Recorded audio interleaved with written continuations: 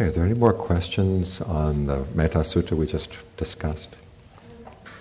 Yes. Okay.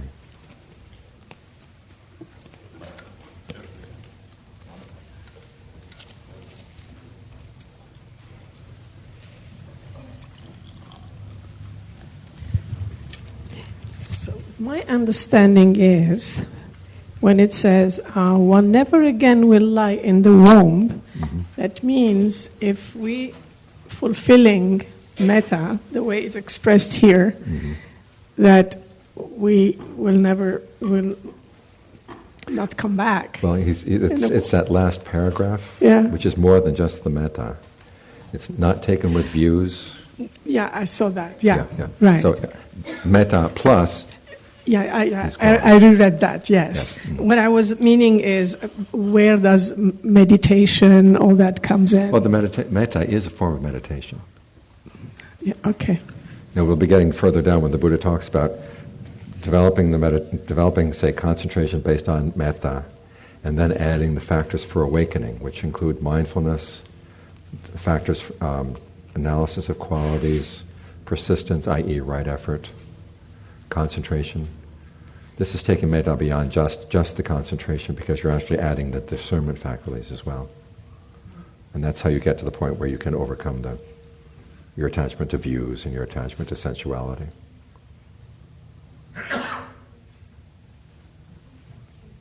And primarily, we'll be looking at the various ways that the Brahmaviharas are used in the text. But one of the primary uses is as a way of getting concentration. And then from the concentration, you develop the factors for awakening, which include all the discernment faculties. Because I was in a concentration retreat, and I've realized I had difficult time just concentrating on my nostrils. So what I did metta practice instead, and that helps also being able to concentrate, right? Right. The thing is, there are different definitions of what counts as right concentration. And when the Buddha is talking about strong states of concentration, he doesn't have just pointing out on the tip of your nose or at any one point in the body, full body awareness. And there may be a sense of center inside the body, but your awareness fully inhabits the body right during the present moment, and it's not moving off to any other frame of reference. So I would question that one-pointedness of the concentration. That can be it's a very difficult and not necessarily that helpful kind of concentration. Because you know what happens when you're focused on one thing, you're ignoring the whole rest of your body, the whole rest of your mind. And so anything could be going on back there and you don't know. So what you want to develop is an all-around awareness, like we were working with the breath today. And that gives you a much wider range of picking up on what's going on without being moved by it, which is the important part of concentration. But isn't that jhana concentration mostly concentrating on one point? Not according to the Buddha. Yeah.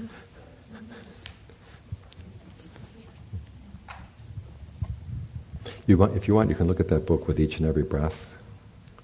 It's on the you can look at that. Anything else?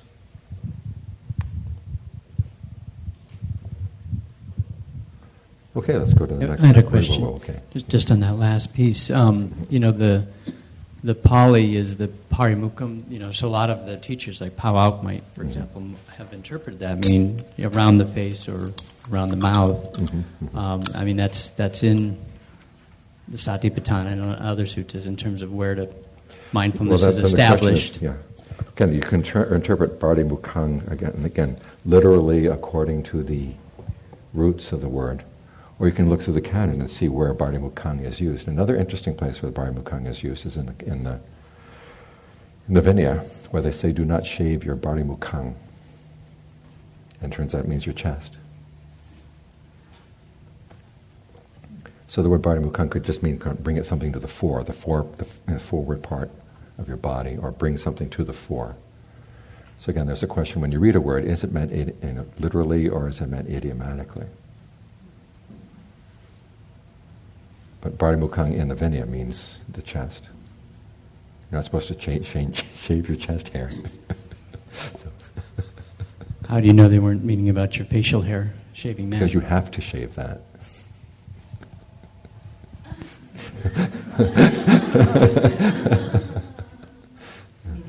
Monks, yes. Well, you would have to shave yours too.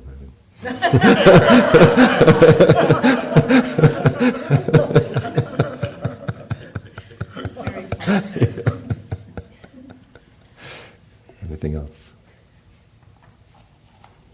Okay, let's go on to the next passage. Here's another passage where the Buddha is giving expression of metta. It comes in the context of the three types of skillful mental action. The first one is that you're not covetous. The second one is you bear no ill will. And this is what you think when you're bearing no ill will. May these beings be free from animosity, free from oppression, free from trouble, and may they look after themselves with ease. I think that last phrase is especially interesting. It's not like I'm going to be there for them. It's more, may they be there for themselves. And you think about it, which would you prefer? The ability to look after yourself or have somebody looking after you? I think people will be happier being able to look after themselves. And so that's what we're hoping for. And this is number 12, as the passage I told you about earlier. This is goodwill for all the creepy crawly things. Those first four names there are actually species of snakes. And I think the dark Gotamakas are the cobras. Okay, so we have the story goes that this monk was sitting under a tree, a snake fell on him and bit him, and he died. So they go report this to the Buddha, and the Buddha said, if he had been spreading goodwill to all the four families of snakes, the snake wouldn't have bit him. So, and this is the chant. Goodwill for the Rudravakas, and etc. Goodwill for footless beings, two-footed beings, four-footed beings, many-footed beings. May footless, two-footed, four-footed, many-footed beings do me no harm. May all creatures, all breathing things, all beings, each and every one meet with good fortune. May none of them come to any evil. Limitless is the Buddha, limitless the Dhamma, limitless the Sangha. There is a limit to creeping things. Snakes, scorpions, centipedes, spiders, lizards, and rats. Okay. I have made this safeguard, I have made this protection. May the beings depart. Okay. In other words, got goodwill for you guys, but please go away. Okay. And then ends paying homage to the Blessed One and the seven rightly self-awakened ones. So again, this is an expression of metta, which shows again that loving kindness doesn't quite fit the category here. It's more, may you be well, may I be well. And in this case, it means may we go our separate ways. Back when I first went to Thailand, I was newly ordained. It seemed like all the cobras in the mountain wanted to come out and check out the Western monk. And the first time I reported it to Ajahn Fuang, he said, that's ordinary, we've just got a lot of cobras around here. And that was happening every day. I'd be doing walking meditation and there'd be a cobra lying on the side of my path. And after a while, I told him to this, and he said after a while, this is not normal. So he had me memorize this chant and spread goodwill to all the snakes. And they went away. So, okay. So those are when you hear about metta phrases, those are the Buddha's metta phrases. The Brahmaviharas in context. Okay, the first passage points out that being resolved on freedom from ill will and on harmlessness, those are actually expressions of goodwill and compassion. And it's part of right resolve. It's a part of the noble path. Passage 14 points out the ways metta is helpful in engendering, as it says, feelings of endearment, feelings of respect, leading to a sense of fellowship, a lack of disputes, harmony, and a state of unity. And being set on bodily acts of goodwill, verbal acts of goodwill, mental acts of goodwill are the first three. So in other words, the way you act toward people, the way you speak to them, and even the way you think about them should be expressions of goodwill. And that helps the group live together. So this is the kind of the social aspect of goodwill. It goes on, just to complete this discussion, that you share your gains that you've gained righteously, and your virtues are up in tune with that of your fellows. In other words, that you are not below them in level. And your views are also in tune, that everybody basically agrees on the Dharma. When you have these 6 conditions, the community will live together in peace and harmony. Talking about harmony, it's interesting that the Buddha says that suppose there's a split in the Sangha, you have to sit down and get to the root of the split. As to, okay, why did this dispute come up? And what can we do to settle it? He says, if you don't get to the root of it and you just try to paper over it, it's not really harmony. It may look peaceful on the outside, but you haven't really solved the problem. So in cases like that, you have to dig a little bit deeper and say, we're not going to do, pretend things are okay just for the sake of harmony. You actually have to get to the root of the problem before there can be any genuine harmony.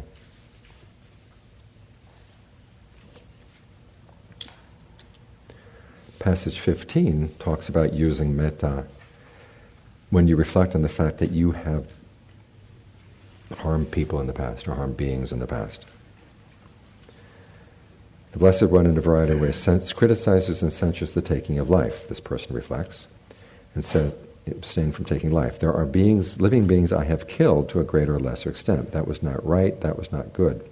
But if I become remorseful for that reason, that evil deed of mine will not be undone. So, reflecting thus, he abandons right then the taking of life, and in the future refrains from taking life. This is how there comes to be the abandoning of that evil deed, the transcending of that evil deed. And this means basically the Buddha does not have you to dwell on feelings of guilt, because it's not going to undo the problem. The best you can do is to decide that you will not do that again. And this goes with the other precepts as well.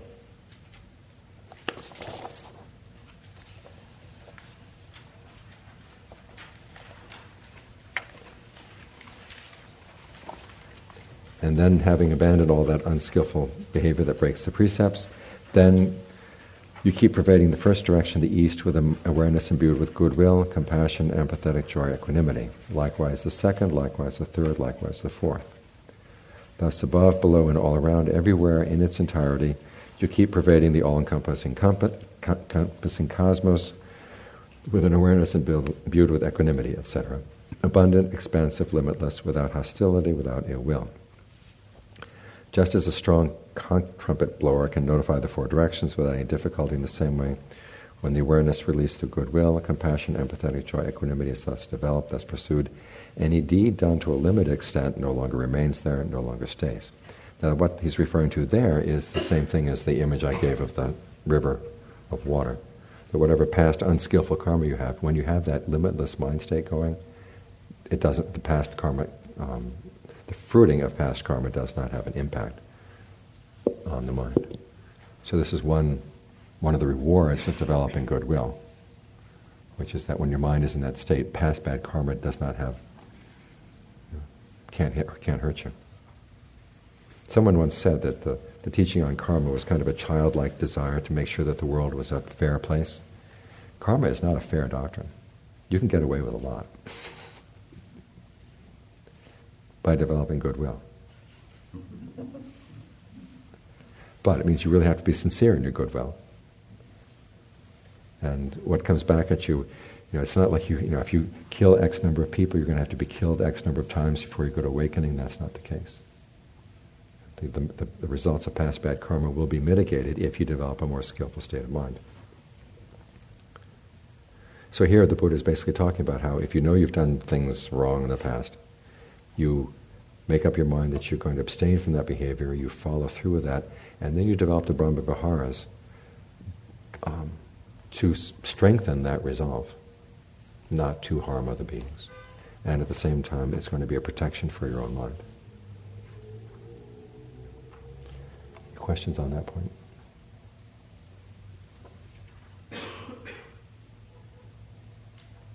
Yes.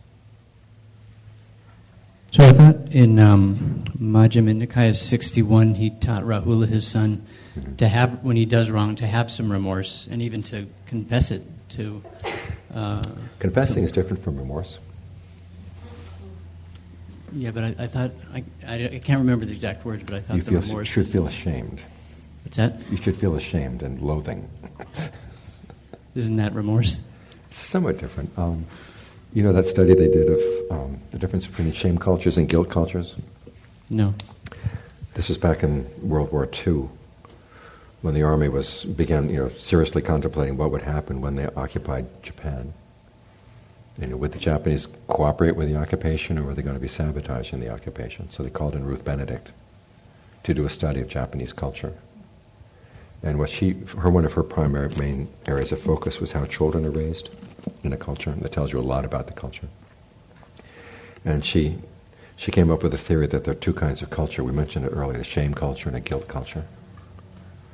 And in a shame culture, the way the parents discipline their children is, don't do that, it embarrasses us in front of the neighbors.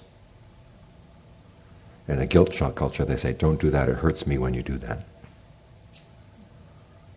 And she came to the conclusion Japan was a shame culture, and it would cooperate with the occupation, which was true. So there's a difference between shame and remorse. Remorse is you just feel awful about something. I'm a horrible person. Whereas in shame, you said that was an action that's beneath me. Well, sometimes we talk about healthy remorse. That is, recognizing there was wrongdoing and resolving not to, but not necessarily getting into that I'm a bad person for doing this act. Mm-hmm. And again, it's if healthy shame, remorse, guilt, whatever you want to call it. The healthy part is when you look at the action, you realize, that was unskillful and it was beneath me. I shouldn't have done it. And the unhealthy one is, I'm a horrible person. I don't know how I can ever undo this awful deed that I've done.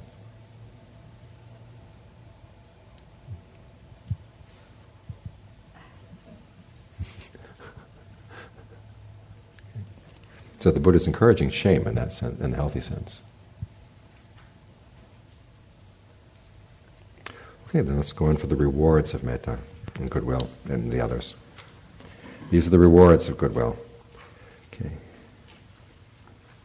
You sleep easily, you wake easily, you dream no evil dreams. You're dear to human beings, you're dear to non-human beings. Okay. Devas like you. Okay. Devas protect you. Neither fire, poison, nor weapons can touch you. Your mind gains concentration quickly. Your complexion is bright. When you die unconfused, and if penetrating no higher, you're headed for the Brahma worlds. Okay, these are some of the immediate rewards of developing metta. That one about dying unconfused. I've been around a number of people whose virtue was not all that strict at the time when they die, and they really are confused. Because they start thinking back on the things that they've done, and they don't want to think about that. They think about the future, and they don't want to think about that either. It's death, And so the mind just starts. A lot of dementia comes from this.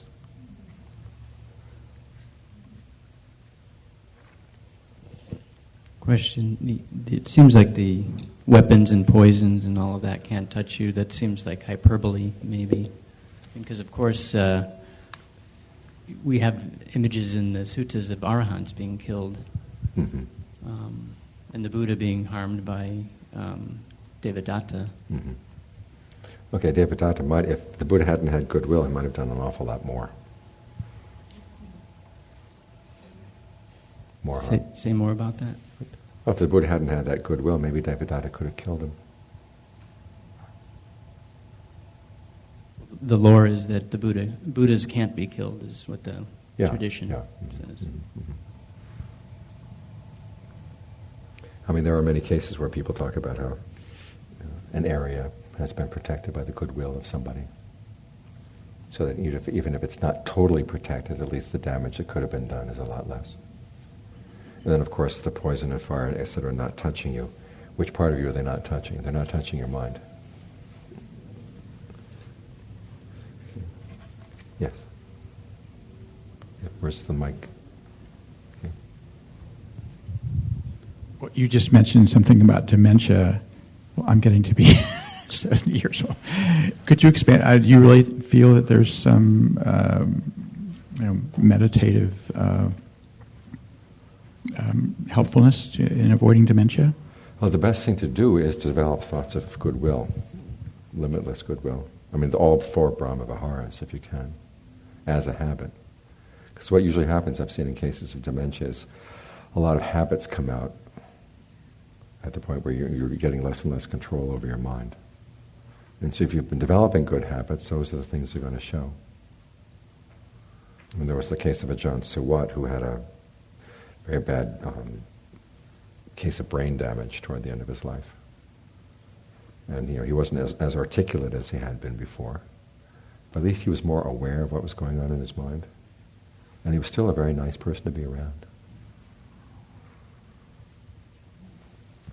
So dementia will not, it won't prevent dementia, but the dementia will be a more pleasant situation. For everybody involved, yes.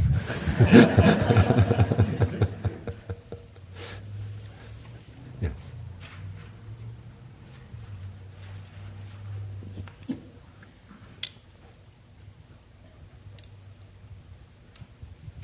I'd be interested in hearing a little more about dreams. And I know for me, sometimes if I'm particularly anxious about something, then I may find that I'm having dreams that don't necessarily relate to that, but could necessarily be a reflection of the state of my mind. Right. So I'd just be interested in terms of the longer-term effects of meditation and practicing metta. Is it really demonstrated that people have... I'm getting fearful about watching any kind of violent shows, which I just don't do because I think that's, not good practice. But I'd be interested, not good experience, but I'm interested to know what more you'd say about dreams and how metta may affect dreams and what people report on that. Mm-hmm. Well, generally what I've heard reported is that the more, and my own experience has been, if I go to sleep right after having spread thoughts of goodwill, I'm much less likely to have, bizarre and troubling dreams. Because you're carrying a good mind state into the sleep. So this whole thing about, watching a violent movie right before you go to bed, no good, it's not good, no. Or the news. Or the news. My only experience with movies is, when I'm flying a airplane and they have the movies up front, or now they have movies all over the place, people's little screens, And coming back from Thailand last time, there was this particularly violent film that this one guy was watching 2 seats ahead of me. And it really stuck with me for a long time afterwards. And because I don't have any other movies to erase it, now I was very sensitive that was where all these images came from. Whereas if you're putting that input in all the time, what sort of things you're laying down in your brain. But I have found that when you very consciously, right before you go to bed, thoughts of goodwill for everybody, you tend to sleep better and you wake up more easily, and the dreams are different. Thank you. Ajahn Mun made a habit of spreading thoughts of goodwill 3 times a day. Right when he woke up in the morning, right after he woke up from his afternoon nap, and then right before he went to bed at night.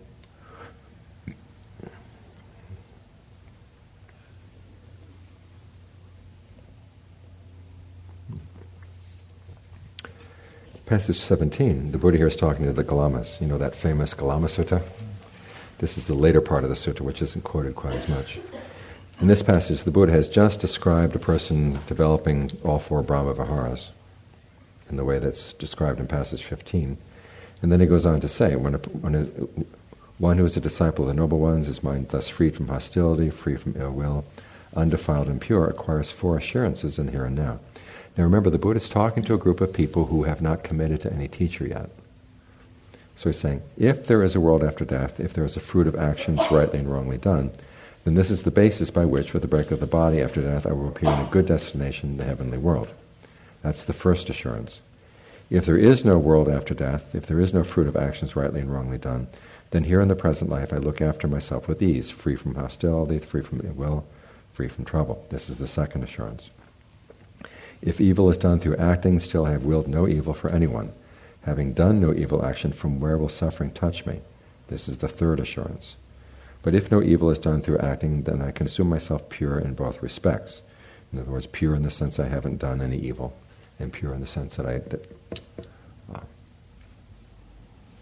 I will not be experiencing suffering. So even if you're not willing to take a stand on the question of rebirth or the fruit of karma, still acting on thoughts of goodwill is a good thing, because at the very least there's a pleasant abiding in the here and now, safe abiding, and you can look on your actions and not criticize yourself.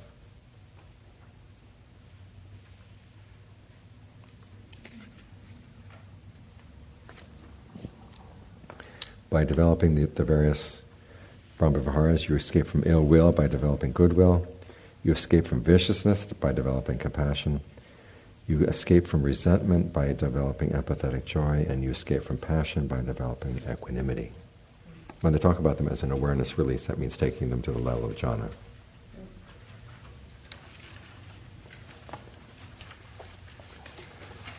Passage 19 deals with that image I gave you about the salt in the river. Connects with the passage number 15. Passage 20 is where the Buddha starts talking about developing the factors for awakening based on the concentration that comes from the Brahmaviharas. Okay. Mindfulness as a factor for awakening, of course, deals with the 4 establishments of mindfulness.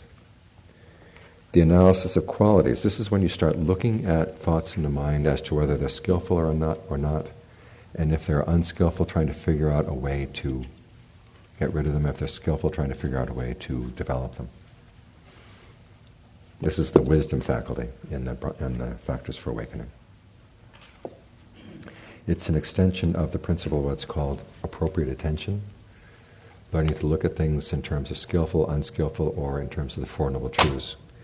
And then the duties that are appropriate for the Four Noble Truths. You see suffering and you say, okay, how can I comprehend this?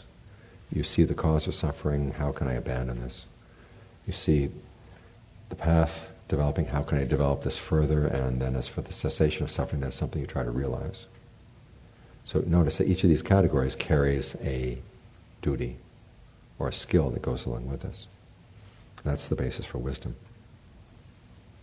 I think that's one aspect of wisdom or discernment that's underestimated, the fact that it's in abandoning unskillful things or developing skillful things that you develop your wisdom. It's not just sort of watching things coming and going, so okay, I saw things come and go, what's next? It's, this has come, if it's good, what can I do to maintain it? And learning the techniques and learning how to motivate yourself and all these other issues. That's when you gain insight into both how skillful qualities can be developed and, as we were talking earlier, the fight that your unskillful qualities are going to pick up or put up. You start learning how to see through some of their tricks.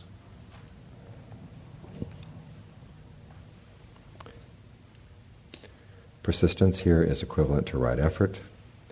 Rapture, serenity, concentration, and equanimity all deal with concentration. Now, if these are not only concentration, but it's dependent on seclusion, which means concentration, and then at the same time you use that seclusion or that concentration to develop dispassion, develop cessation to the point of letting go. Again, this is where the insight practice comes in. Insight plus concentration together is working on that quality of dispassion that leads to cessation and then letting go.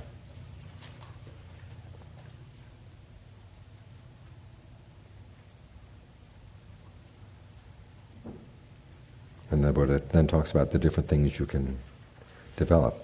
If you want, you can remain percipient of loathsomeness in the presence of what is not loathsome.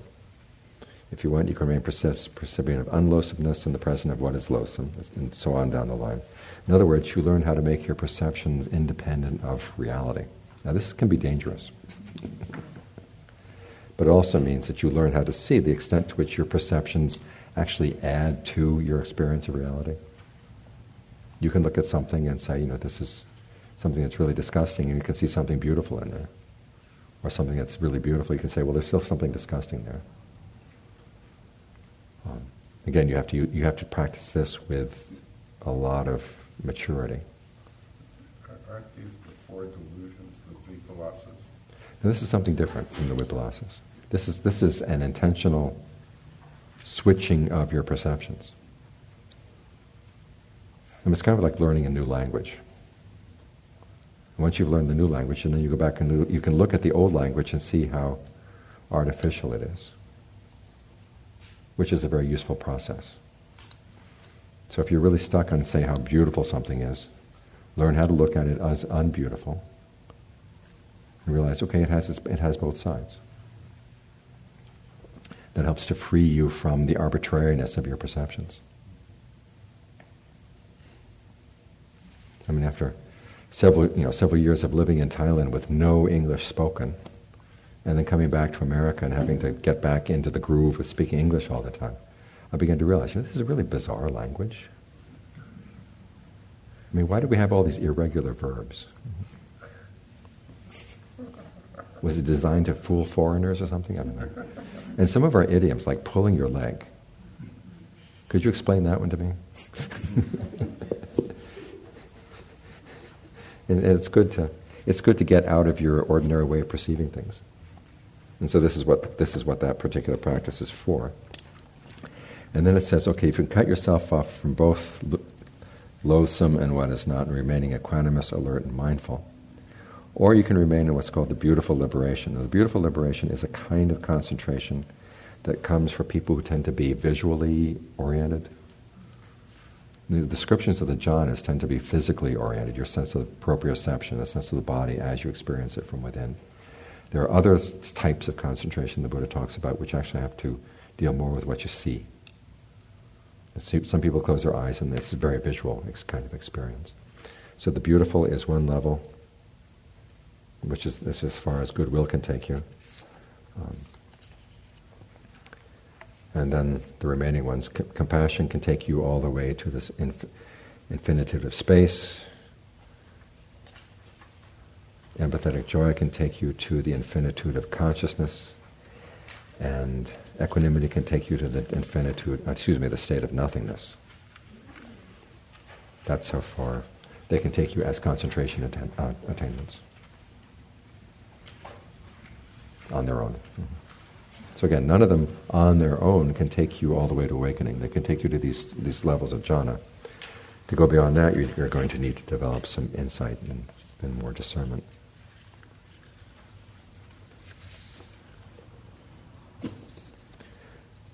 The next section deals with ways of thinking that will help you overcome anger and ill will. Okay. Passage 21 is just there to remind you that there are these three types of fabrication we talked about earlier: bodily, mental, verbal, and mental. And so these antidotes are ways of dealing with your directed thought, evaluation, and perceptions.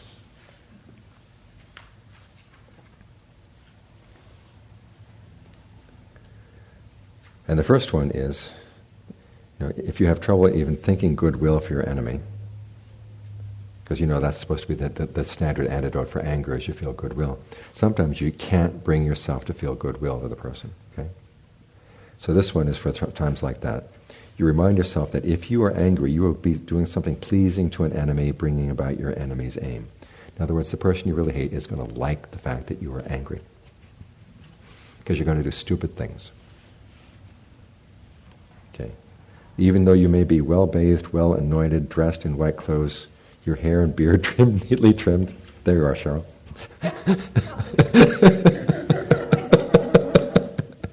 He is ugly nevertheless, all because he is overcome with anger. Now, because when you're angry, you're ugly, okay? 2, when you're angry, overcome with anger, then even though you sleep on a bed spread with a white blanket, spread with a woolen coverlet, spread with a flower-embroidered bedspread, covered with a rug of deerskins, and with a canopy overhead, or on a sofa with red cushions at either end. Isn't that an amazing description?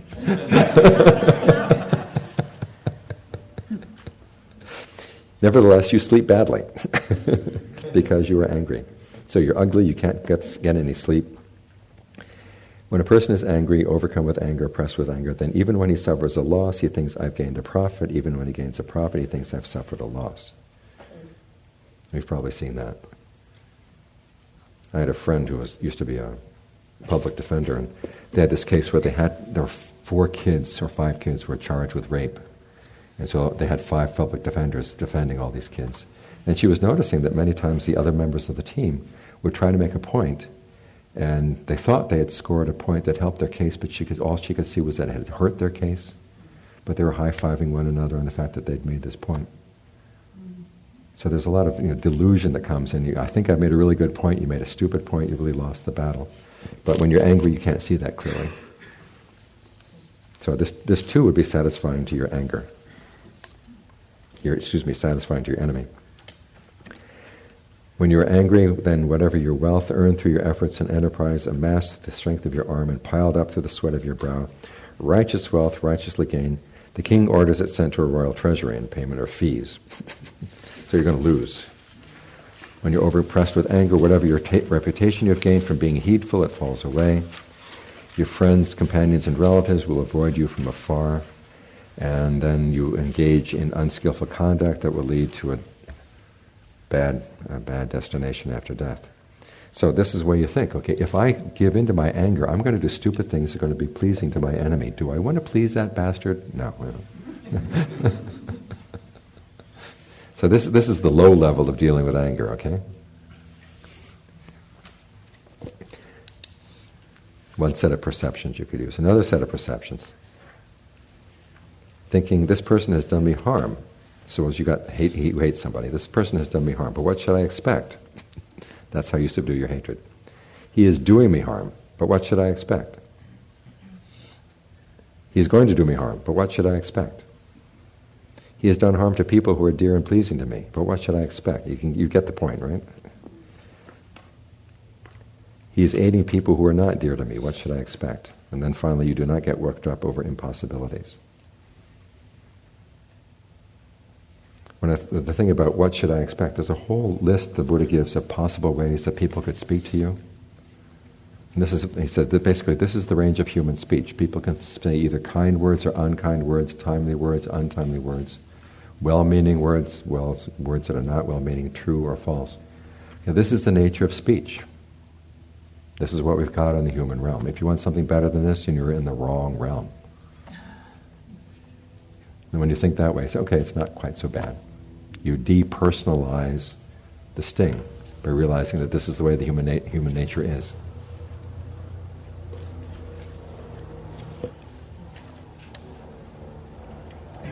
Years back, I remember reading someone writing about how 9/11 was such a shock for this person because, as he said, it burst his complacent Buddhist bubble.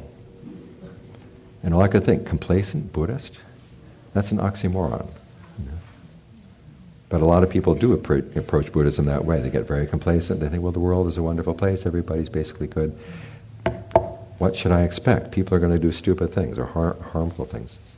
Don't think that it's anything unusual. When you can think in that way, it takes away a lot of the sting. And it's a lot easier for you to develop skillful attitudes in response to the situation. Passage 24 gives a series of other perceptions you might think of when someone is how you overcome the hatred for someone else. This second paragraph is the one about the cow print with the water in it. The first one is, a monk who makes use of things that are thrown away sees a rag on the road. Taking hold of it with his left foot and spreading it out with his right, he would tear off the sound part and go off with it. In other words, you find a dirty rag, part of it's dirty, part of it's good. You take the good part. In the same way you treat another person's actions, you focus on the good part and let the bad part alone. That way you can help overcome your hatred for that person.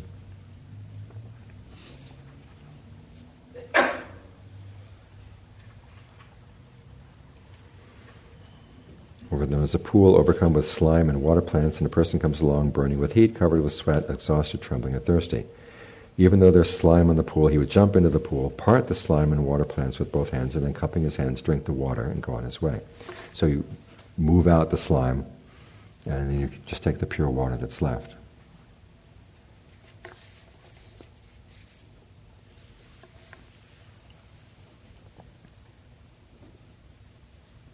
As for the person who has no good qualities, that's the first full paragraph on page 10. This is the image of the person finding a sick man on the side of the road, in pain, seriously ill, traveling along the road far from the next village and far from the last, unable to get the food he needs, unable to get the medicine he needs, unable to get a suitable assistant, unable to get anyone to take him to human habitation. Then someone else would come along and feel pity for him, and do what he could out of pity. In the same way, if this person has no good qualities, you think, and this is what your compassion and sympathy for him says, oh, that this man should abandon wrong bodily conduct and develop right bodily conduct. Abandon wrong verbal conduct and develop right verbal conduct. Abandon wrong mental conduct and develop right mental conduct. Why is that? So that on the break of the body after death, he won't fall into a plane of deprivation, a bad destination, a lower realm, or hell. So you have compassion for this person, hoping that this person will behave skillfully. And that's your compassion for.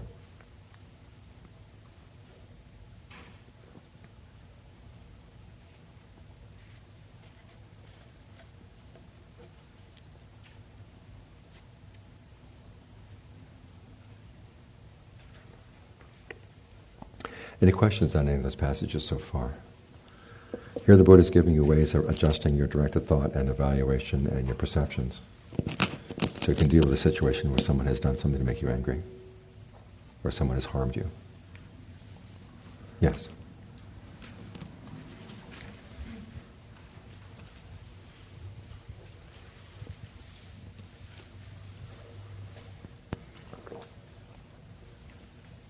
The question I have is about passage 20 and the beautiful liberation. Mm-hmm. And you talked about that in terms of visual beauty, and I had heard that in the past that referred to as liberation by the beautiful. That is to actually enter the states of jhanas with practicing the Brahmaviharas to really cultivate a beautiful state of the heart, and then through that then contemplate arising and passing away and just passing away, and then the unfolding of the Okay, and there's a list. It calls this the beautiful liberation. There's another passage where the Buddha talks about 7 liberations. And the first one is that you see forms. One is you see forms, and then it's light, and then it's beautiful, and then you go into the formless jhanas. And it's an alternative way of getting into the formless jhanas. In other words, you see forms, you in your mind's eye, you see forms. And then the forms go away, and then there's light. You're talking about the nimitta? Yeah, this would be people who are visually oriented when they practice. Because some people are physically oriented when they sit down and meditate. They just have a very strong sense of the body when they settle in the present moment. Other people don't have such a strong sense of the body. It's more visual. Now, it's one of the ways that you can actually get into the formless jhanas without going through the form jhanas. And there's a question, maybe that's how the Buddha got into the formless jhanas when he was practicing with his 2 teachers before his awakening. The question always comes up, well, why is it that the Buddha, after his austerities, suddenly thought back to the jhanas? He had to think way back to his childhood when he'd entered the first jhana spontaneously under a tree. And one of the possible answers is, well, when he'd been practicing with his other 2 teachers, this was the bypass around the jhanas into the formless states. Okay, so you're taking beautiful to be actually rather literal and visual, and not visual, so much the quality of the heart. Of these beauties, yeah. What is the word in Pali in here? Subha. Subha. So isn't that desirable, good, ideal, instead of asubha? Attractive, yes. So an attractive would, you can talk afterwards. Yeah, but basically it means beautiful. Yeah. It was the name that they would give to women sometimes, right. Subha. Right. I have some questions, but I can talk with you afterwards. Question here.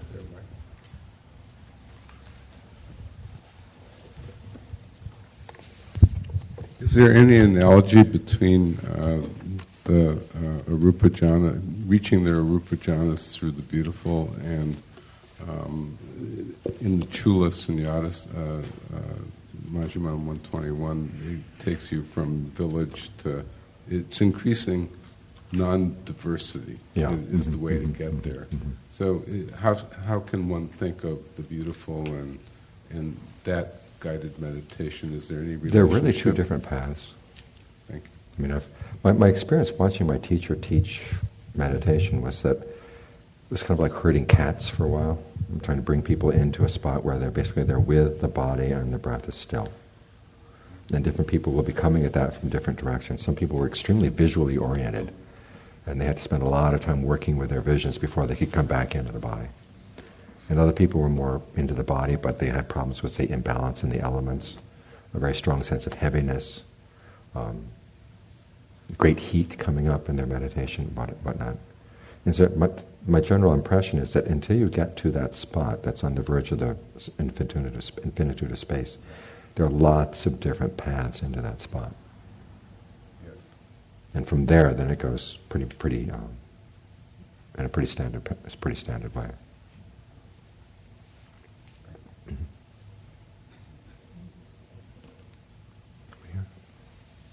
Where's the floating mic?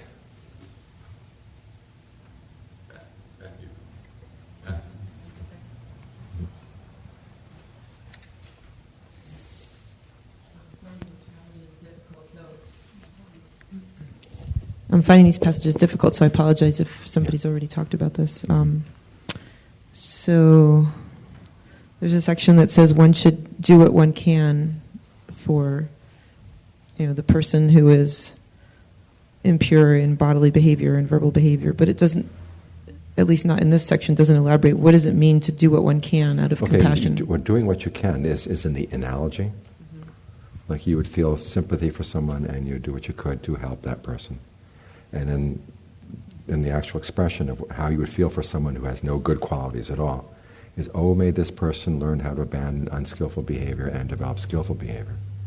Now you look at the situation. What can I do at that point? So then instead of just dwelling on the fact that you hate this person for being so harmful, your main emphasis is, what can I do to get this person to change his or her ways? And if you see there's nothing I can do right now, you say, okay, I'll leave that issue for the time being. But at the very least, I'm not going to be out there trying to get revenge.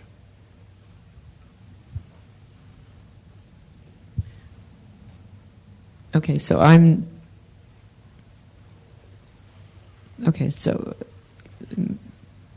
guess it's a much larger issue about even if you don't feel ill will towards the person, just having the skillfulness to know what to do, if anything, because if a person is acting whatever that way is, typically there's not much you can do for them in that moment, because when they're acting that way, they're in their reptilian brain and they're not going to... Well, you try some things. I saw a father one time as a child just screaming and screaming and screaming. And it was pretty quick. The father got the child laughing within 5 minutes. Just saying things that the child couldn't help but laugh at, and that got the child out of the mood. In other words, you distract them from their unskillful mood.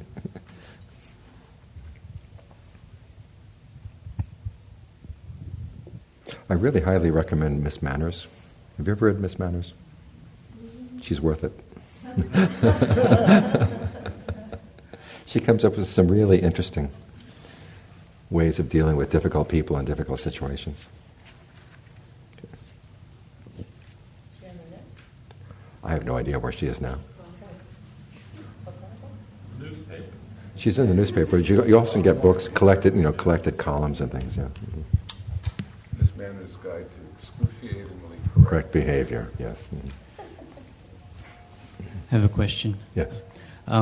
So in your meditation instructions this morning, you talked about spreading thoughts of goodwill. I forgot the exact words you used. But in the suttas, we see the most common description of meditating in passage 15 on page 6, to pervade one direction. Kind of, it almost sounds like you're broadcasting metta in these different directions, in all four of the Brahmaviharas. And then in this tradition, most commonly you'll hear about having the different objects and saying these phrases. These are all different tacks on it. So I'm wondering if you could say anything about the sutta form here, that passage, and how one would work with that as an actual meditation, if that's what the Buddha said, how you should do it. Okay, well, just think, who's to the east of here right now? And then you just visualize out there. Who out there? Is there anybody out there that I have any ill will for? And if you can't think of anybody, fine. Just keep some goodwill in the east. And then in the west, or sometimes east, south, west, north. Sometimes you see it east, west, north, south. It depends. But suppose you think about going east and you hit Washington, D.C. Okay, we've got a lot to think about here. It's okay, how can I deal with the fact that I don't agree with some of the policies that are going over right now? And yet still have goodwill for those people. Saying, may they abandon unskillful bodily behavior and unskillful verbal behavior and unskillful mental behavior. Would you like to see any of them suffer? Yes, and then after you get over that, you say, what would I gain from seeing them suffer? And just, it's like that New Yorker cartoon where the witches are around this big cauldron and one of the witches is tasting the brew. You say, it's too sweet, you added too much revenge.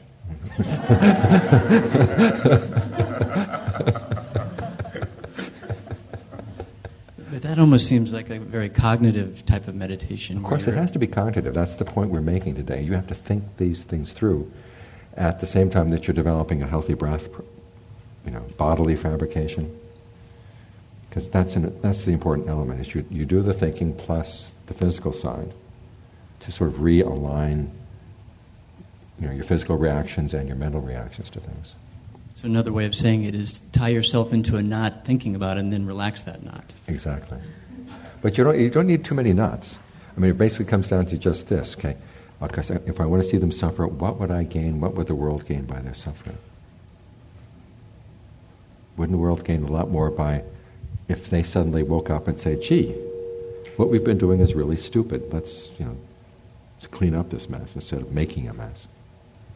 That would be a better thing. And that's what, that expression of compassion and pity for that person is. Oh, may this person abandon unskillful behavior. And, by trying to get revenge on them is not going to make them abandon unskillful behavior. Now, you may want to vote them out of office as a way of getting them away from unskillful behavior. But think of it in those terms rather than getting back at them. You've got to learn how to frame the issue so that it really is, you really aren't thinking, you'd like to string up the bastards. But you say, I want to have goodwill for these people, so if I ever happen to meet them, I will be able to act in a skillful way. Yes? But so isn't it important thing when you get down there that you're rooting out vindictiveness in the heart? Right. Mm-hmm. Because some people, I don't care if they've changed, I really want this person to suffer like I suffered. So rooting out that feeling. Exactly.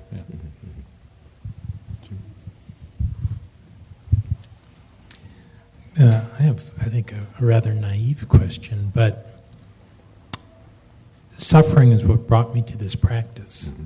So wishing for somebody else to suffer in a certain way is wishing for them to go through the process of examining.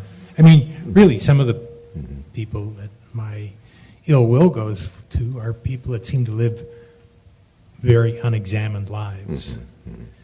Mm-hmm. I don't know if that's the root, or that's some of the, root of wanting there to be suffering. It's like, well, wake up. Yeah. So I don't know if I could. Well, I want you to wake up without having to go through suffering. You don't have to say that, but just say, I want you to wake up, and leave the amount of suffering that's going to be required to them. Yeah. Without your saying, I want you to go through X amount of suffering before you wake up. It's maybe conflated, too, with some notion of... We're not saying, may you never suffer at all, because that's impossible. Right. But may you suffer around the actions that... I'm trying to be... I'm really trying to examine what goes on inside of me when I think about that. Because it's one of those things that I can hear these teachings, and yet that ill will just... Okay, I'm trying to look for examine what is it. You've got to examine it. And there seems to be another part around, I don't know, maybe social justice or something, like when somebody does something wrong, they're put into prisons or jails, which I've never been in one, but my understanding is they're a place of suffering. Yeah. And that even the old idea of penitentiaries, where you would go to be penitent and think about it, has been lost, that it's that whole system is... So culturally, I live in a culture where if somebody does something,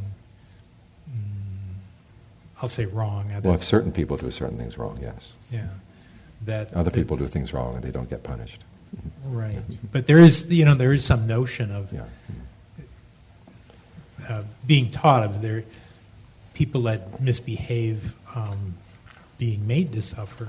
So it's hard for me to kind of work my way out of that cultural or But it is important that you work your way out, because it's not going to be helpful to you in your dealings with those people. Because you don't know how much this person is going to have to suffer before they're going to change their ways. And you don't want to be in the position to say, well, I'm going to try to determine the amount of suffering they're going to have to go through in order to change their ways.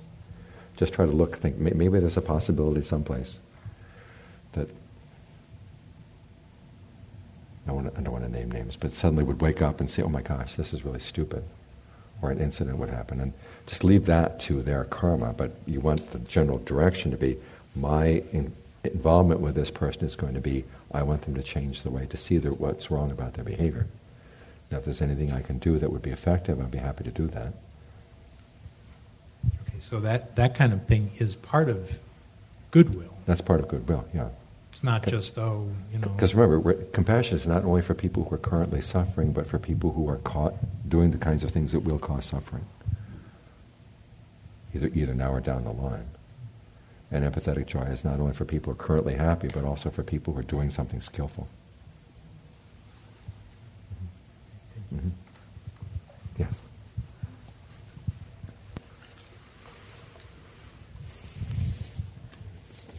Ajahn, a follow-up to the previous questions. What if you're dealing with, a difficult person, and when you examine, when I examine myself, my intentions are mixed. So the course of action that I can take to stop this harmful action, or at least mitigate this harmful action, it is, if I could take this action, it will stop it, or Mm-hmm. However, the other part of my intention is sweet revenge. Mm-hmm. Mm-hmm. I recognize this. Mm-hmm. Anything else that I need to do after I recognize this? Talk to sweet revenge. Talk to sweet revenge and tell sweet revenge, hey, this is pretty miserable food. This is where you can start using perception. What would revenge look like if it were on your plate? What would it look like if you were on your plate? And how would you be eating it? Is it something you would eat politely with a knife and fork? Or is it something you'd be gobbling down? And if you could just imagine it as a kind of food, and what would it do to your system? And then that begins, revenge, that's not so. Or you think about what it looks like in other people. So the revenge may still be there, but it doesn't have to have that big a voice in the deliberations. Well, I recognize that sweet revenge is not good for me, right? Mm-hmm. But it's the impulse of kind of being drawn to that,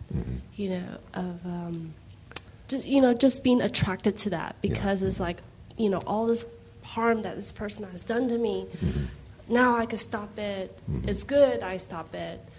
Stops this person from harming other people as well, but it's just recognizing it, but kind of like finally got through. Yeah, kind of almost wishing this person for once can see it and see what they've done, and just almost, if anything, apologize. Apology is not revenge. Well, just wanting them to see what kind of harm they've done and feel somewhat cognizant, because right now... So you want them to feel the harm, in other words, feel the pain before they apologize? I'm sorry, no, just for them to understand what they have done. I don't wish them ill will, as in I don't want them to suffer, but I want them for once, this person to know, oh, I done a bad thing, instead of keep thinking, oh, this is great, Yeah, well, that's not sweet revenge. Sweet revenge is, I want to see this person squirm before they... That's revenge. And it's saying, look, I want this person to see the harm they've done and to realize it and to apologize. That's actually the step toward their reforming their behavior. But so look at the different voices and learn how to sort them out. The one that says, I'd like to see him squirm a little bit so he can give me some satisfaction. I want to see visual proof that he realizes the hurt that I've been feeling. That's revenge. I would like that light bulb to go on in their head. Yeah. Thank you.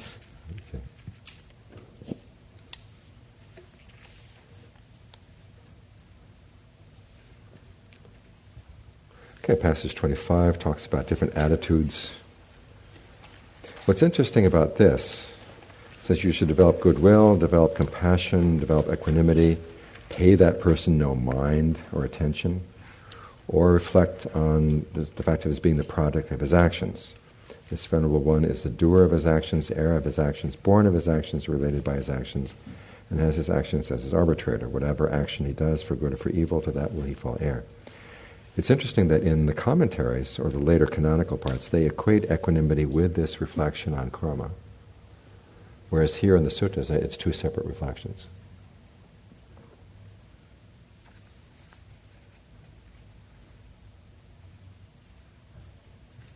In other words, that one reflection of the action is, I don't have to get revenge, his actions are going to get the revenge for me. Which is not necessarily the most skillful thought, but it helps to get you over the hatred. Okay?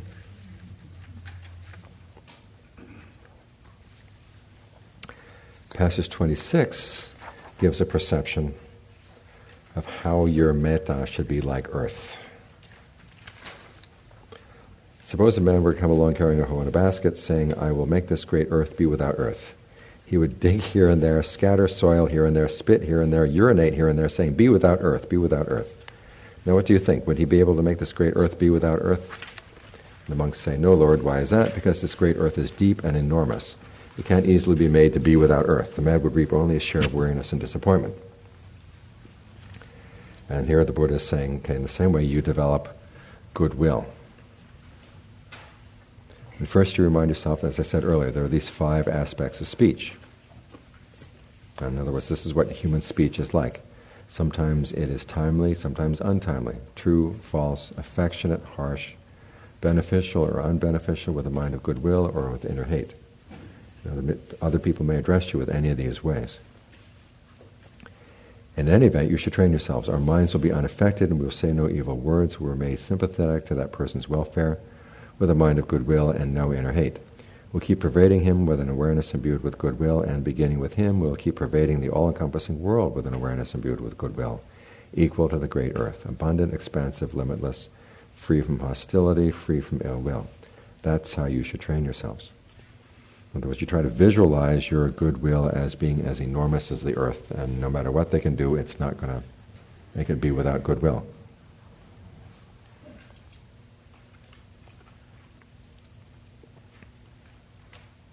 So again, this is a perception you hold in mind, that this is the quality of goodwill you want.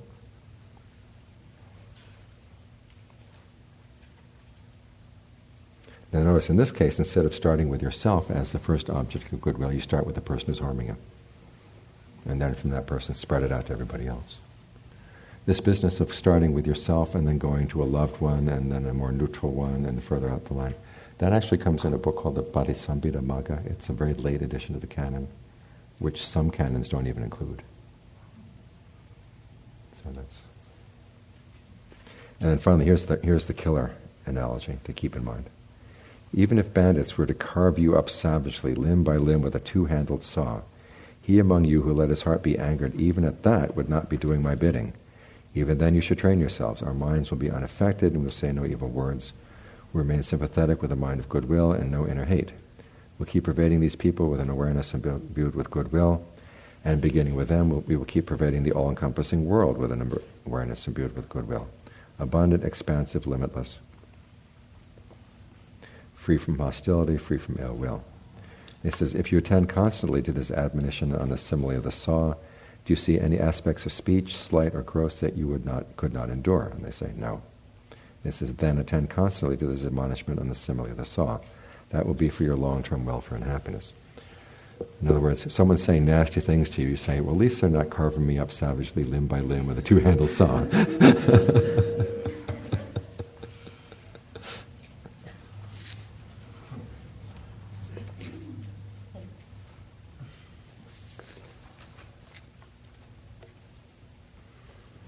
Any questions on those images?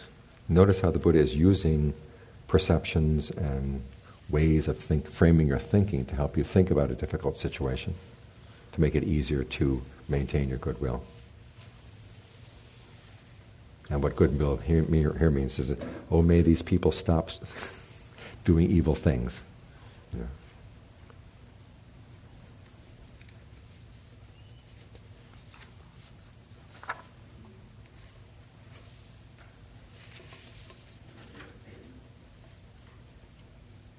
It's like those kids who grow up in the inner city who learn to be comedians very early on as the way of disarming the gangs.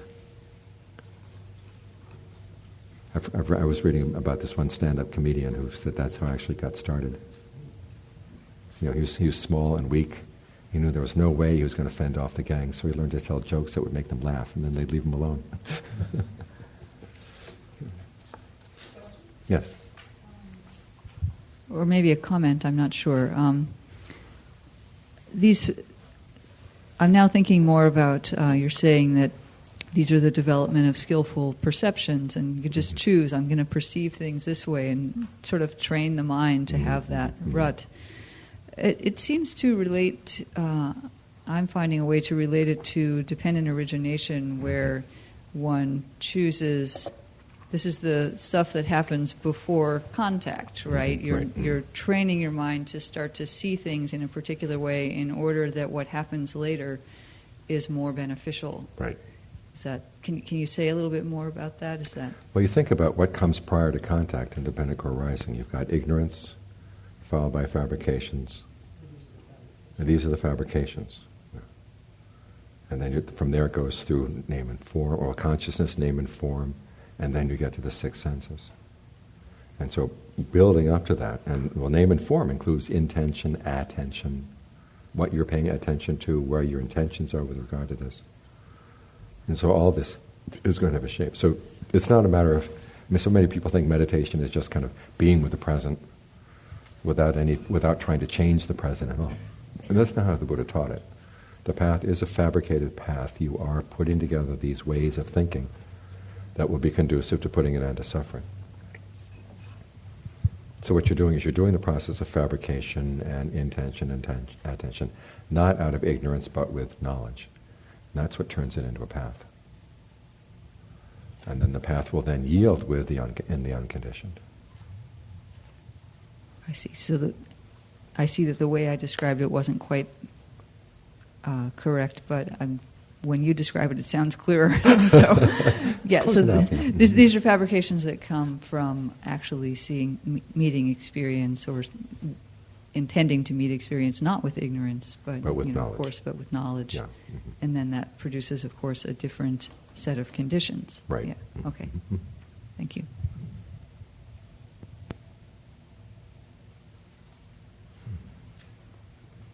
Okay. Antidotes for partiality. So partiality is the opposite of equanimity.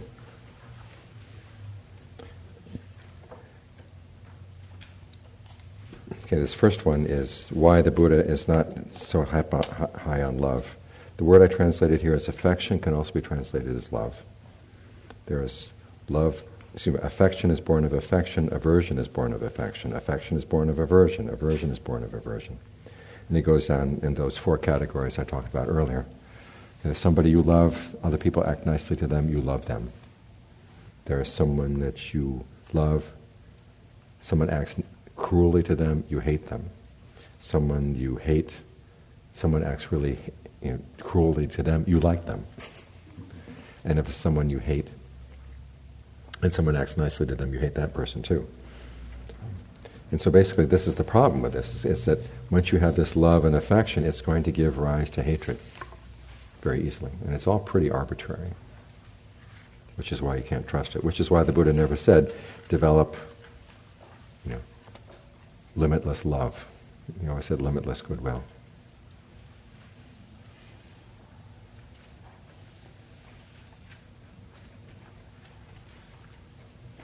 Passage 28 comes from a longer sutta, in which a man has just buried his child and is on his way back from the charnel ground. I guess he didn't bury him, just took him to the charnel ground and left him there, and then came back and comes back to see the Buddha and complains to the Buddha that he's suffering a lot. And the Buddha says, yes, a lot of suffering comes from dear ones. Those who are dear. And the man says, how can you say that? Joy and happiness come from those who are dear. And we're talking about someone totally deluded. Here he's just lost his son, he's been crying, And all I can say is happiness comes from the dear ones. And so he goes off and he talks to some gamblers. And the gamblers say, you're right, happiness comes from dear ones. There's no suffering that comes from dear ones. And so the guy goes off saying, I agree with the gamblers. Word of this gets to the palace, to King Pasenadi, who at that point was not a follower of the Buddha. And he turns to Queen Malika. He says, this Buddha of yours, do you hear what he said? That dear ones bring us pain and sorrow. What do you have to say to that? And she says, well, if the Buddha said it, it must be true. And he says, everything he says, if the Buddha said it must be true, get out of here. So he chases her out. So she goes sends a Brahmin to see the Buddha. And basically say, what did you mean when you said that suffering comes from those who are dear? And the word for dear here is related to the word for love, those you love. And so here the Buddha gives some examples. Once in this same Savatthi there was a woman whose mother died. Owing to her mother's death, she went mad, out of her mind, and wandering from street to street, crossroads to crossroads, would say, have you seen my mother? Have you seen my mother? It's through this line of reasoning that it may be understood how sorrow, lamentation, pain, distress, and despair are born from one who is dear, come springing from one who is dear. And then there's a woman whose father died, whose brother died, whose sister died, whose son died, whose daughter died, whose husband died. There's a man whose mother died, father died, brother died, sister, son, daughter, wife died. And then the final one, once in the same Savatthi there was a wife who went to her relative's home. Her relatives, having separated from her husband, wanted to give her to another against her will. So she said to her husband, these relatives of mine, having separated us, want me to give me to another against my will. Whereupon he cut her in two and slashed himself open, thinking, dead we will be together. It's through this line of reasoning that it may be understood how sorrow, lamentation, pain, distress, and despair are born from one who is dear, comes springing from one who is dear. So in other words, the people you love, you're going to be parted from, and there's going to be suffering. And it can be extremely intense. So this is one of the drawbacks of partiality.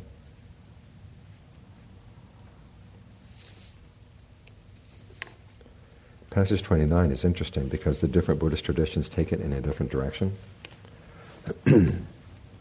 From an inconceivable beginning comes transmigration. A beginning point is not evident, though beings hindered by ignorance and fettered by craving are transmigrating and wandering on. A being who has not been your mother at one time in the past is not easy to find.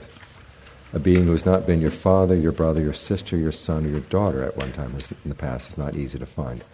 Now notice in the Tibetan tradition they say you use this contemplation as a basis for goodwill. In this tradition they say, long have you thus experienced stress, experienced pain, experienced loss, swelling the cemeteries, enough to become disenchanted with all fabrications, enough to become dispassionate, enough to be released. Okay, the contemplation is, okay, you have suffered a lot with all these beings over this time. Because even if it was a good mother, brother, father, brother, etc., you suffered over the loss. And as we all know, that not every relationship with your father, brother, sister, son, daughter is a positive one. So there's that suffering too. And you think about it, this is an awful lot of suffering. So this is a contemplation for developing samvega.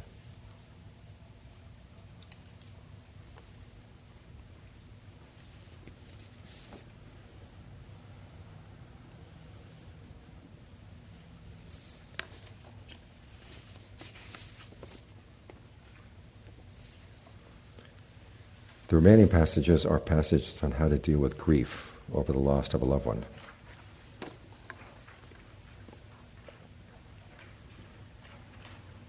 Here Patajara, who has lost her son, recalls what the Buddha said to her. You don't know the path of his coming or going, that being who has come from where? The one you lament as my son. But when you know the path of his coming or going, you don't grieve after him, nor is that the nature, for that is the nature of beings. In other words, his coming and going is just a normal part of things. Unasked, he came from there. Without permission, he went from here. Coming from where? Having stayed a few days. And coming one way from here, he goes yet another from there. Dying in the human form, he will go wandering on. As he came, so he is gone. So what is there to lament? And then her response is pulling out, completely out, the arrow so hard to see, embedded in my heart. He, the Buddha, expelled from me, overcome with grief, the grief over my son. Now today, with arrow removed, without hunger, entirely unbound, to the Buddha, Dhamma, and Sangha I go, for refuge to the sage. Okay, just thinking about the process of transmigration and wandering on. you begin to see, the difference between a stranger and a member of your family, and between a member of your family and a stranger gets smaller and smaller. And this member of your family, you didn't know where he came from, you don't know where he's going, just like two ships that pass in the night. Here's another woman who lost her daughter. Jiva, my daughter, you cry in the woods, the Buddha is saying to this woman. Come to your senses, O Buddha. 84,000, all named Jiva, have it buried in that charnel ground. For which of them do you grieve? Just think about how many people died. So again, it's funny, the contemplation of the universality of loss makes your individual loss a lot easier to bear.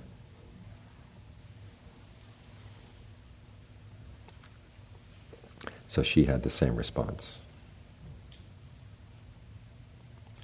Here's one where Sariputta has died. Now this passage I included partly because the Chinese has a version which really, I think, slanders the Buddha. In the Chinese version, the Buddha says, Sariputta died and I didn't know what way was north or south, I lost all my bearings. And it showed that the Buddha had a humane side, I guess. But in the Pali version, it's Ananda who loses his bearings, and the Buddha who calls him back to his senses.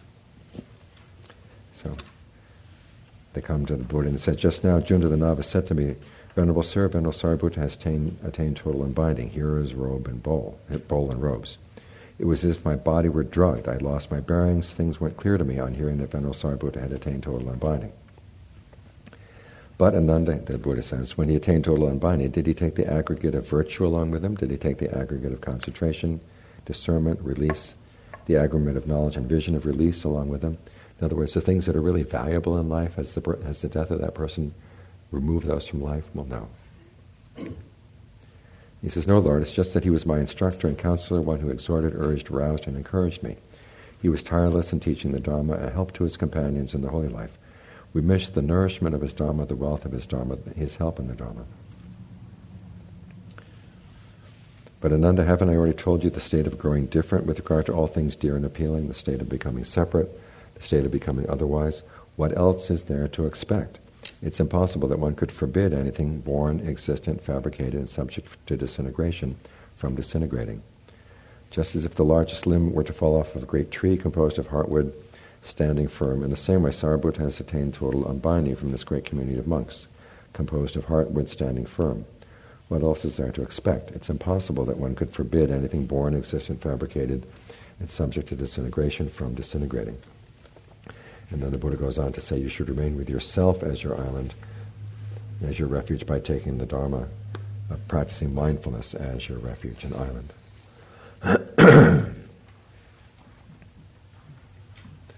What is ironic is that previous to that, when the Sariputta was still alive, passage 33, just now as I was withdrawn in seclusion, this train of thought arose to my awareness. Is there anything in the world whose change or alteration there would arise within me sorrow, lamentation, pain, distress, and despair? Then the thought occurred to me, there is nothing in the world with whose change or alteration there would arise within me sorrow, lamentation, pain, distress, and despair. When this was said, Venerable Ananda said to Venerable Sariputta, Sariputta, my friend, even if there were change and alteration in the teacher, would there arise within you no sorrow, lamentation, pain, distress, or despair? And Sariputta agrees that that would not be the case. There would be no sorrow within him. Still, I would have this thought, what a great being of great might, of great prowess has disappeared. For the Blessed One were to remain for a long time, that would be for the benefit of many people, for the happiness of many people, out of simply for the world, for the welfare, benefit, and happiness of human and divine beings. And this is the interesting part of the exchange. Surely, said Venerable Sariputta, Venerable Ananda, it's because Venerable Sariputta's eye-making and mind-making and conceit obsessions have long been well uprooted, that even if there were change and alteration in the teacher, there would arise within him no sorrow, lamentation, pain, distress, or despair. Now it's interesting, Ananda is equating grief with your sense of I. It's my loss. My sense of conceit, or that's making a sense of I. So when you have that sense of grief and partiality to someone that you're missing, you have to say, okay, what in me am I identifying with that's causing me to feel this? Because that's where the grief can be rooted out, by rooting out that sense of attachment to that particular I.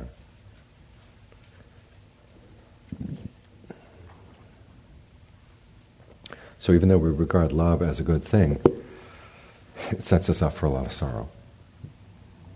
And the way beyond that is to overcome this sense of I and mine around the people that we love.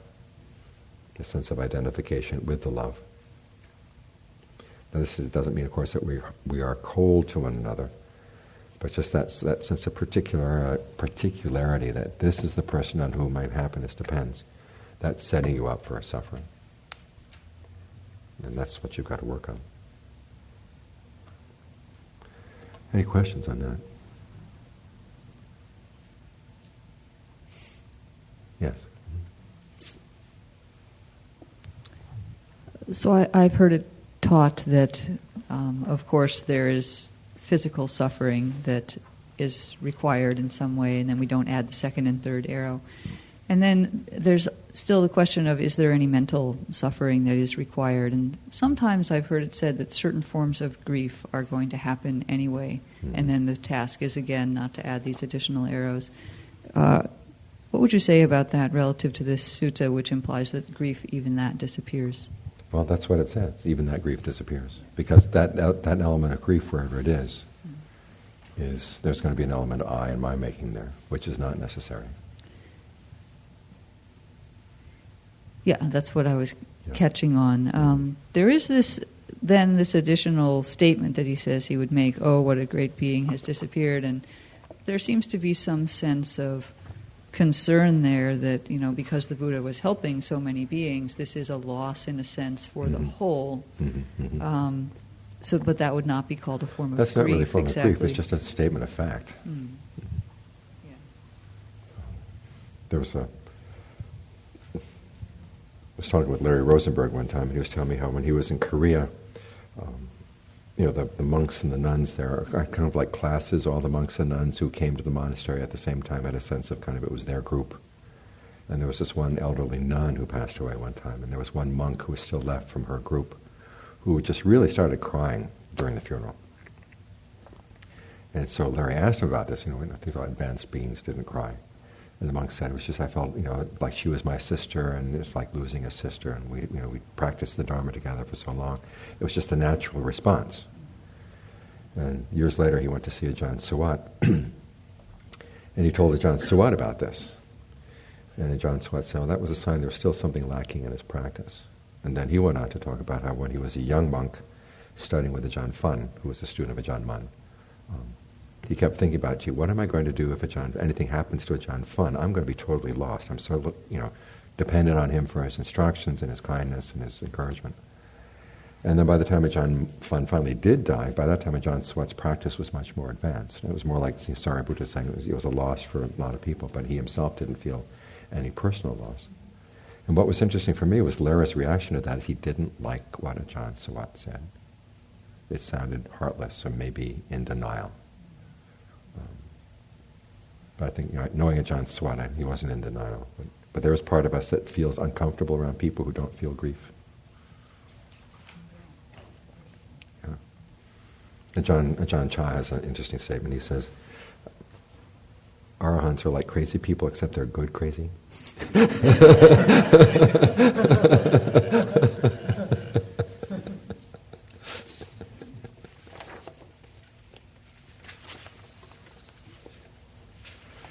Okay, the remaining statements, and we don't have much time, so let me just give you a quick.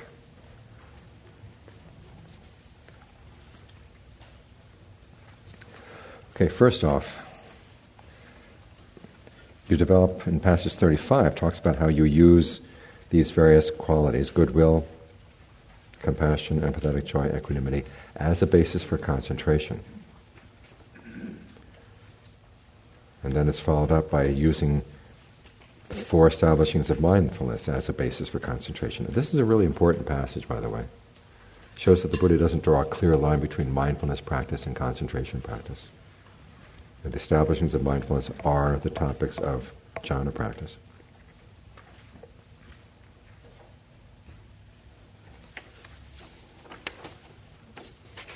However, skip to passage 37. So okay, there's a case where a monk enters and remains a certain peaceful awareness release. This would be any of the states of concentration that come from the four Brahmaviharas as a topic of concentration. It tends to the cessation of self-identification, that's sagaya. But as he is attending to that cessation of self-identification, his mind doesn't leap up, grow confident, steadfast, or firm in the cessation of self-identification.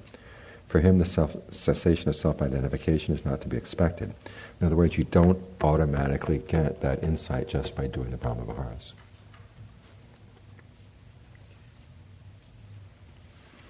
Gives the example of a man were to grasp a branch with his hand, smeared with resin. His hand would stick to it, grip it, adhere to it. In the same way, you're still holding on to this practice of the jhana based on the four Brahmaviharas. However, if you can get your mind to leap, having done that, then to get it to leap up at the idea, to leap up, grow confident, steadfast, and firm in the cessation of self-identification. Okay, then release is something to be expected. Similarly with ignorance for the next one. So this is the passage that shows that doing the Brahmaviharas is not enough. There's more that needs to come for the sake of awakening. Passage 38 is the one where Sariputta is talking to Dhananjani as he's dying, as Dhananjani is dying, and then teaches him the way going to the Brahma worlds by developing the Brahmaviharas. And then at the very end, the Buddha chides him, says, why Sariputta, when there's still more to be done, having established him in the inferior Brahma world, did you get up from your seat and leave? The thought occurred to me, Lord, these Brahmins are set on the Brahma worlds. What if I were to teach Dhananjani the Brahman the path to union with the Brahmas? And the Buddha tells him, Sariputta, Dhananjani the Brahman has died and reappeared in the Brahma world. So he missed his chance to get him to awakening. So again, this. Similarly with passage 39, this is how you instruct someone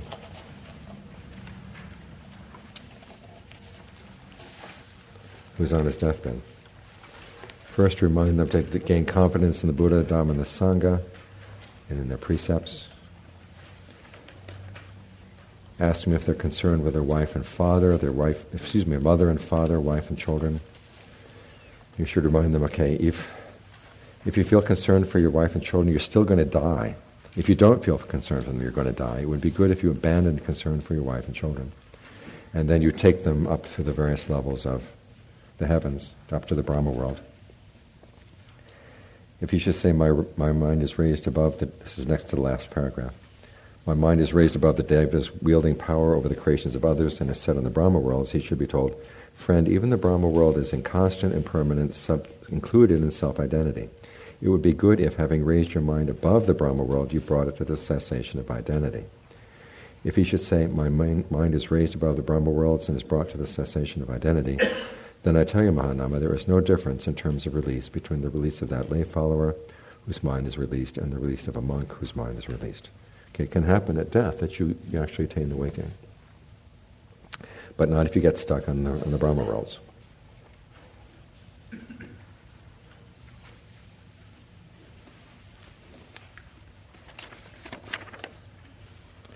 Passage 40 talks about developing concentration out of these four Brahmaviharas. And if you die within that attainment, then if you are a noble one, you don't have to return from it. But if you are not a noble one, you fall back down again.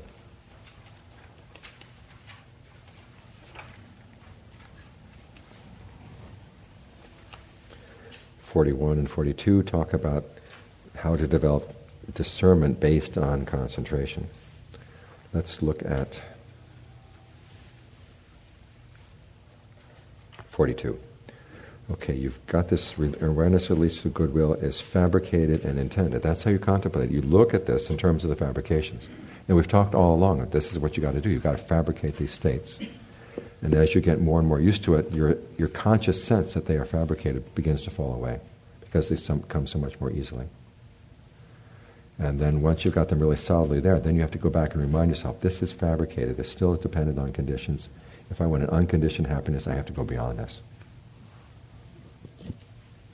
So again, there has to be some insight into the process of fabrication. And it's easier if you are conscious of the fabrication that gets you there.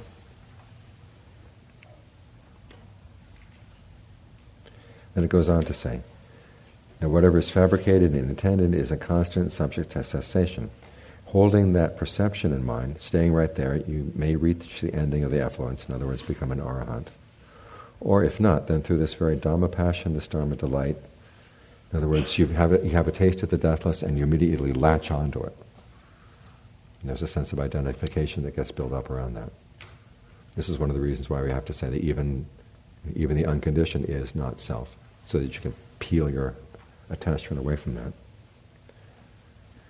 Through this very Dhamma passion, Dhamma delight, and from the total wasting away of the first 5 fetters, you are due to be reborn in the pure abodes, there to be totally unbound, never again to retain from that world. That can be done either with goodwill or compassion or empathetic joy or equanimity as your topic of concentration.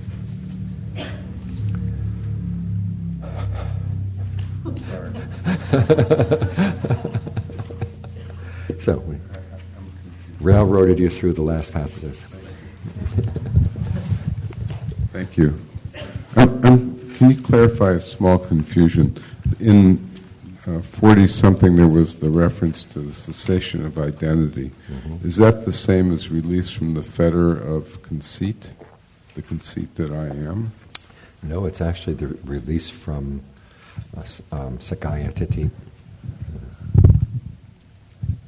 Mm-hmm. There's a hand back here. Oh, hand over here.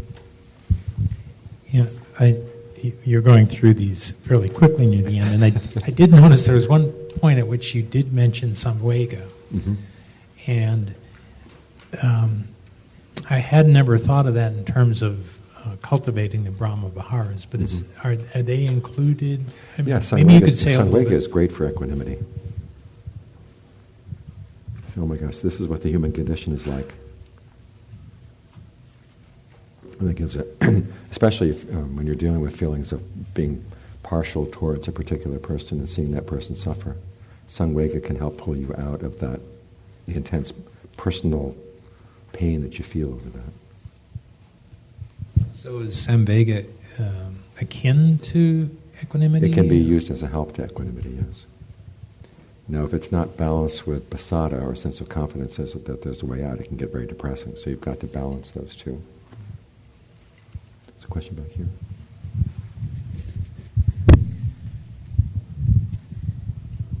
Could you clarify what developing equanimity towards a person looks like? I think I have a sense of equanimity, but I'm not sure if I know the practicality. Okay, suppose you've got a family member lying sick in bed, and you've done everything you can for them, and they're still sick in bed there. You say, I can't let myself get worked up over this, because it's not going to help them. And one of the monks at the monastery, his father was dying, and the grandmother was in the room sobbing and sobbing and sobbing. And he said, can you please get her out of the room? This is not helping the father.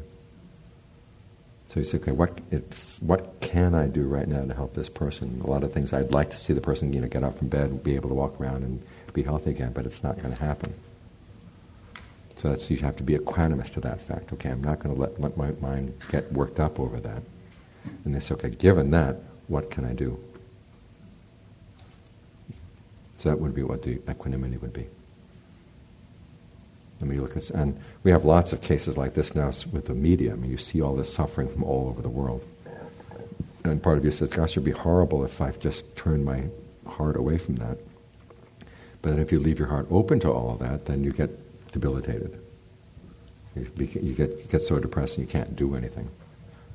You say, okay, this is not helping. I've got to be able to focus my energy where I can make a difference, and develop equanimity for for everybody else.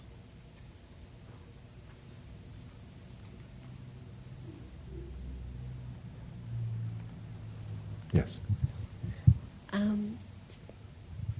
When you go over the whole of this gist, to get the concentration, mindfulness, equanimity, and empathy, everything, you have to be in the Brahmavihara.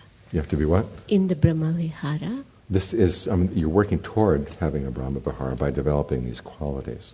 But at the end stage, when you're going to be in the death stage, you are going to be detaching completely from this Brahmavihara. Well, yeah, Brahmaviharas are not awakening. You try to let go of whatever sense of identity there might be within those states. But that, as in any form of concentration, this gives you a foundation for looking at where in the mind am I still holding on?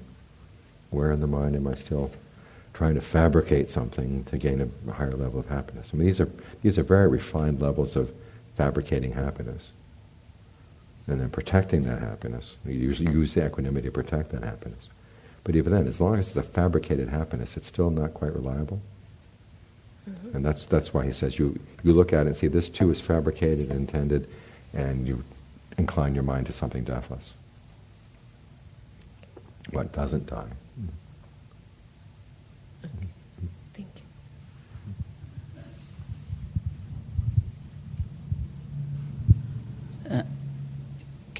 Can you hear me? Okay, yeah. Concentration seems to be a great problem nowadays. Concentrating on things, and some people tend to lose it a lot more, or they never get it. Mm-hmm. And I had a lot of it. I think I'm losing it. So, what's your best advice to get back into it, or make it better? Get the book With Each and Every Breath, and look at the breath and meditation instructions there. And then you can compare, the way you're concentrating. You can compare that, and see what you're missing in your practice. Thank you. Yeah, I got. Thank you. There are lots of copies over on the thank you. table over there. Yeah. You got a question here?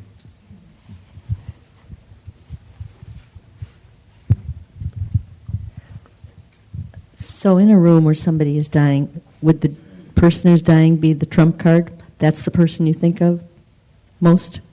Like you said, the monk saw, this is not helping. Mm-hmm. You mean the person who's dying, right? Right, yeah. Yeah. Mm-hmm. So would then you say, you've got to think, for the time being, this person is going through a lot more right now. It can depend, you have a big determining effect on where they're going to go.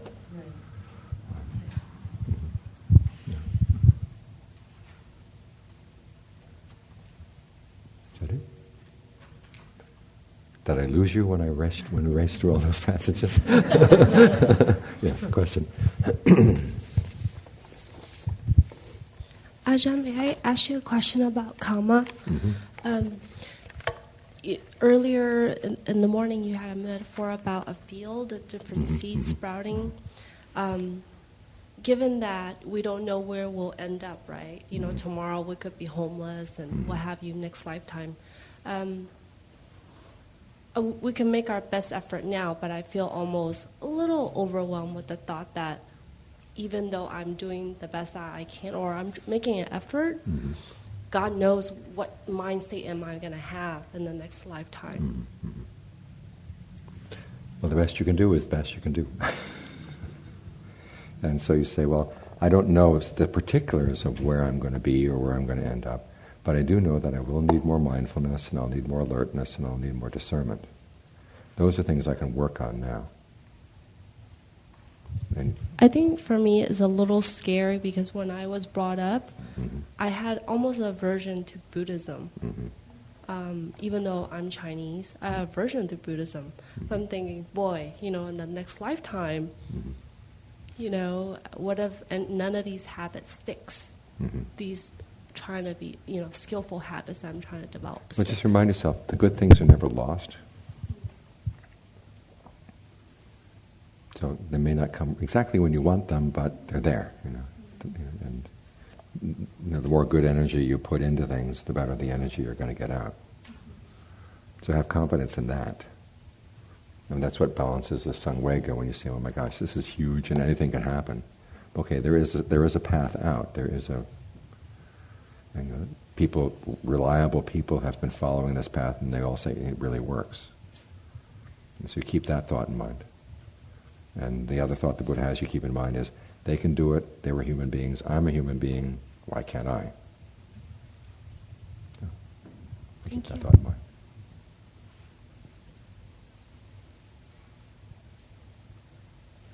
Yes? I'm just trying to remember. I thought there was a sutta where the Buddha sort of lamented the loss of Sariputta. That's in the Chinese canon. Is that only in the Chinese? Right. Okay. It also, it seems like if you do lose somebody close to you, there is a natural sadness that doesn't have to be suffering. It just, obviously, my father passed away. It wasn't. It's just. I mean, I see there's the connection. My father, but you don't have to necessarily suffer. It's like storm clouds come and go to some extent. No, I mean, there's going to be some natural sorrow, but you don't have to suffer over it. No. Well, the sorrow doesn't have to be there. That's the interesting thing. I think in my own case, having lived around a lot of the forest Ajahns and seeing them dealing with the death of a teacher, the death of a student, and it's just very matter of fact. I guess my experience was my father did die a couple of years ago, and they had a service for him in the Episcopal Church, and at the end of the service, they had some happy song they wanted to play, or that they did play, that was kind of like, now he's going to be in heaven or whatever, and not believing in that myself, I kind of felt that song was really inappropriate for how I felt, and I wasn't overwhelmed with grief, but I was definitely, it just was not how I felt, and I couldn't really get behind that choice. Yeah. Well, facing with the inevitability of the impermanence of life, it's not something you celebrate. Yeah. I mean, even in Thailand, where they tend to be pretty equanimous in the funerals are a lot less grief-stricken than they are here in the States. Still, they don't play happy songs. Okay. Thanks. That makes me feel better. Okay.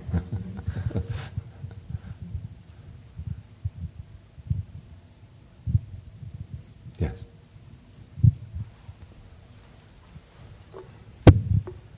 I can give a testimony and thanks to the practice, because when my father died when was that, 99, it was very similar to what you described with the monk. It was very easy for me to accept that this is his time. It wasn't so easy for other members of the family, but it was very clear with him, and also when my mother died, Cheryl and I were both there, and some of my siblings. And it seemed like the ones that could accept that this is their time were there, and the ones that couldn't weren't. What was more difficult was dealing with the family afterwards, but nonetheless, I was there for them, and I feel very grateful for that. And I'm sure the practice was a huge part of that experience.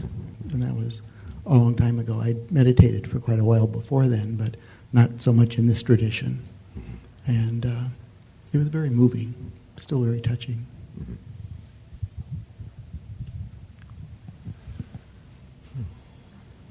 Yes.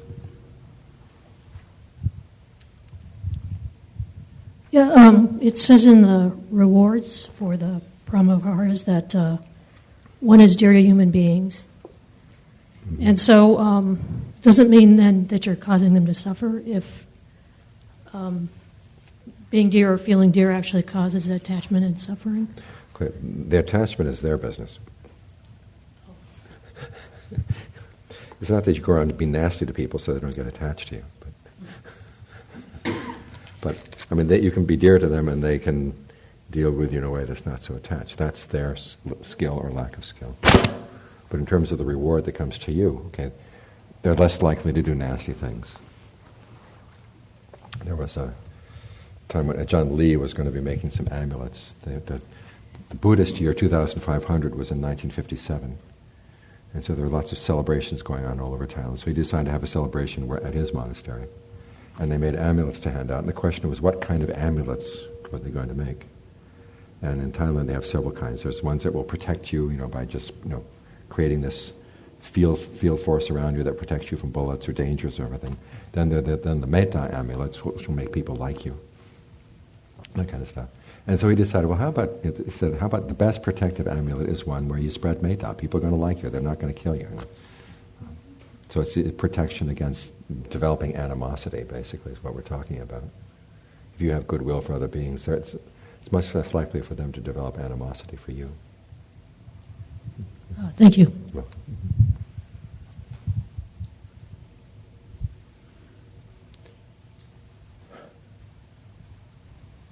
everybody content? Oh, yes. Thank you very much. And it was really a very enlightening experience. Thank you, sir. Okay, well, thank you all for your attention. Okay.